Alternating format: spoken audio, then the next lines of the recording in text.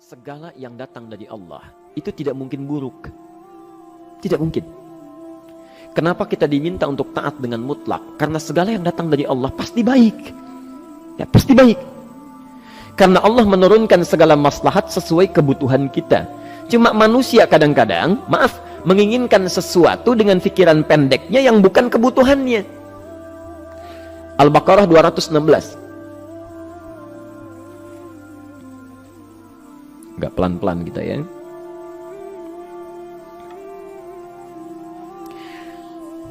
Bapak Ibu kalau diminta milih, pilih motor, pilih mobil. Pilih motor, pilih mobil. Kalau sebagai manusia biasa pilih motor, keterlaluan itu. Umumnya akan memilih mobil. Akan memilih mobil umumnya. Tapi kadang-kadang kita menginginkan sesuatu yang tinggi, menurut Allah itu bukan kebutuhan kamu. Kebutuhan kamu itu motor. Ya. Keperluan kamu motor. Kalau kamu punya mobil, sulit nantinya. Gangnya sempit, mesti bikin garasi, anggaran bertambah, dipikirin juga. Capek. Sudah, motor saja, terbebas dari banyak kemacetan. Mampu diurai, tidak banyak difikirkan. Pelan-pelan. Turun ayat, kutiba alaikumul qitalu wa huwa kurhul lakum. Ya. Diwajibkan atas kalian berperang. Dulu orang diminta jihad gelisah, ya. Gelisah. Nah, kalau ada perintah Allah yang melahirkan kegelisahan, ini maknanya. Ya. Tidak harus dalam konteks jihad yang fisik, ya. Jihad, melawan hawa nafsu kita. Jihad melawan pikiran kita. Jihad melawan prasangka buruk kita. Kadang-kadang ada keinginan kita yang kita inginkan menurut Allah itu belum baik untuk kita. Nah, sifat manusia ketika diberikan oleh Allah keputusan yang terbaik, kadang-kadang ada sifat dalam hatinya gejolak, belum bisa menerima. Ya. Ada gejolak di hatinya.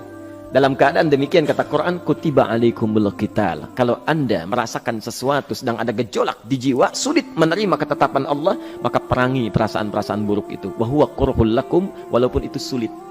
Walaupun itu sulit. Jangan berprasangka buruk dulu pada Allah. Ayat yang indahnya, perhatikan kalimatnya. Asa an takrahu syai'an fahuwa khairul lakum. Boleh jadi Anda tidak menyukai sesuatu, di balik itu ada kebaikan-kebaikan besar yang Allah sedang rencanakan. Ya.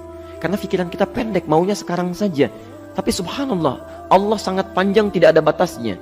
Allah memberikan maslahat sampai kamu meninggal, ini maslahatnya. Kamu berpikir sekarang saja. Wa asa an tuhibbu syai'an wa huwa syarrul lakum. Sedangkan boleh jadi di balik yang kita sukai ada keburukan yang sedang menunggu kita di depan ini, kamu tidak tahu. Ya. Apa logikanya? Wallahu ya'lamu. Allah tahu masa depan yang akan terjadi menimpa kita, wa antum la ta'lamun. Sedangkan kalian tidak bisa membaca masa depan. Ya. Saya punya adik perempuan datang lalu meminta doa. Kak, saya ingin tes katanya. Ya, di salah satu bank.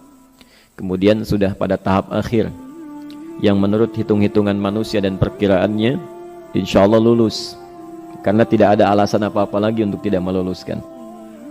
Baik, bismillah kita berdoa. Tapi doa kita seperti dibimbing oleh Quran, tidak minta dunia saja ya. Jadi dunia baik, Al-Baqarah 201, Rabbana atina fid dunya wa fil akhirah ya.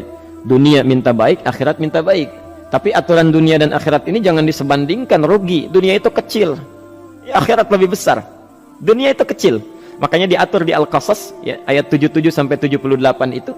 Aturannya wabtaghi fima atakallahu daral akhirah wa la tansa nasibaka minad dunya. Minta seluas-luasnya akhirat, tapi dunia jangan berlebihan. Ya. Sekedar mencukupi kebutuhan kita saja. Ya. Pakaian, Bapak Ibu sekalian, ya, kita beli pakaian sesuai kebutuhan saja, jangan berlebihan. Ya. Cukup ketika kita akan sholat, layak, indah dalam pandangan Allah. Ketika kita akan bermuamalah, bagus, tidak mengecewakan orang lain, sudah. Maka waktu selebihnya, ketika kita mencari sesuai kebutuhan, waktu selebihnya bisa digunakan untuk memperbanyak ibadah. Tidak banyak energi terbuang, uang juga terbuang, tenaga juga terbuang. Bayangkan kalau keinginannya macam-macam. Wah, ingin baju terbaru, ingin tasnya Hermes, mereknya dari Paris, sekarang juga mesti dibeli. Wah, uangnya sudah 400 juta keluar, tenaga mesti keluar, beli tiketnya macam-macam dan sebagainya. Habis waktu untuk mengejar dunia, ibadah tertinggalkan. Di rumusnya dunia itu secukupnya saja. Nah, yang paling menarik, Kita doakan supaya Allah memberikan kebaikan dunia dan akhiratnya yang paling utama. Maka datanglah dengan lesu mengatakan, saya tidak lulus katanya. Kenapa? Saya bilang, saya tidak tahu, saya sudah berusaha. Tapi konon kabarnya, saingan saya adalah anak salah satu pejabat. Masya Allah. Saya bilang, kamu jangan bersedih. Kamu menginginkan sesuatu dengan pikiran pendek, Allah pasti memberikan yang terbaik yang tidak terlukiskan nanti. Subhanallah, pekan beberapa hari setelah itu, muncul berita, ternyata dia diterima di bank syariah. Ya, dia menginginkan sesuatu yang diinginkan, Allah menginginkan lebih dari apa yang dia harapkan. Dikasih bank syariah, di situ terjaga, meningkat keagamaannya, terjaga hijabnya, segalanya, dan disitulah kemudian diarahkan untuk menemukan jodohnya. Masya Allah. Dia berpikir saat itu Allah merencanakan masa depannya. Ya, jadi apa yang Allah sudah rencanakan pasti baik, Pak, Bu. Jadi tadi dari salat subuh yang pertama kali ingin disampaikan adalah, coba dilihat sampai subuh ini, adakah aturan Allah dan Rasulnya yang sampai subuh ini pernah kita langgar, pernah kita ragukan. Barangkali itu yang membuat kehidupan kita sulit. Ya. Allah, Rasul membuat aturan. Dan ada 4 tipikal orang, ya, 4 tipikal orang bila dihubungkan dengan aturan yang Allah dan Rasul sudah buat itu. 1, ada yang ikut aturan. Maka orang seperti ini kata Quran, yuridullahu bikumul yusra wala yuridu bikumul usra. Al-Baqarah 185. Allah menginginkan kemudahan, tidak menghendaki kesulitan dalam hidupmu. Ya. Maka dibuat aturan, yang ikut aturan Allah pasti mudah hidupnya. Ya, pasti mudah hidupnya. Ya. Rizkinya mudah, hidupnya mudah, nyaman, enak. Ya. 1, ada yang ikut aturan. Yang kedua, ada yang keluar aturan. Ya. Ini pasti repot. Pasti repot. Di awal-awal seperti menyenangkan, ujung-ujungnya repot. Allah bilang, jujur, jangan berdusta. Kalau dusta celaka. Wailul lil mukadzibin. Celaka bagi para pendusta. Dia keluar aturan, dia berdusta. Awal-awal memang nikmat. Besok. Ya. Pak, ini amplop siapa ya? Ya. Maaf Pak, ini amplop memang ini khusus Pak, anggaran tertentu, tidak ada kaitan dengan proyek ini. Padahal ada kaitan dengan proyek, dia sisihkan untuk kepentingan pribadinya. Bohong. Saat itu merasakan enak dapat tambahan, besok-besok dikejar-kejar sama aparat kepolisian. Ya. Celaka. Wail, itu sudah keluar aturan pasti celaka. Ya. Subhanallah. Jadi ada orang kedua keluar aturan. Yang ketiga bikin aturan sendiri. Dikasih aturan, dia bikin aturan sendiri. Subhanallah. Kalau sakit, dibuat ketentuan. Sakit pertama, kalau biasa-biasa saja, ya, subhanallah, ikhtiarnya pergi ke dokter. Seorang sahabat datang kepada Rasulullah, ya Rasulullah, saya sakit, tolong doakan saya. Kata Nabi, idhab ila tabib, pergi ke dokter. Ini orang pintar sekali. Kata orang ini, ya Rasulullah, Anda kan Nabi Rasul, angkat tangan Anda, Allah kan maha menyembuhkan, nanti Allah sembuhkan saya. Cerdas ya? Tapi subhanallah, Nabi harus lebih cerdas, dapat bimbingan dari wahyu. Pergilah ke dokter, karena kesembuhan yang telah Allah tetapkan dititipkan di tangan para dokter. Masya Allah, pergi ke dokter. Ya. Itu rumus pertama. Nanti kalau dokter sudah pada hand up, ya, angkat tangan, tidak mampu menyembuhkan, itu tandanya Allah ingin langsung menyembuhkan tanpa turut campur makhluk yang ada.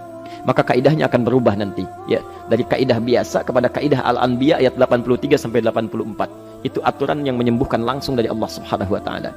Tapi kalau Anda sakit, perginya ke dokter. Ya. Cuma ada manusia bikin aturan sendiri. Sakit, pergi ke dukun. Ya. Dukun nggak bisa, pergi ke paranormal. Dirinya pun sudah nggak normal.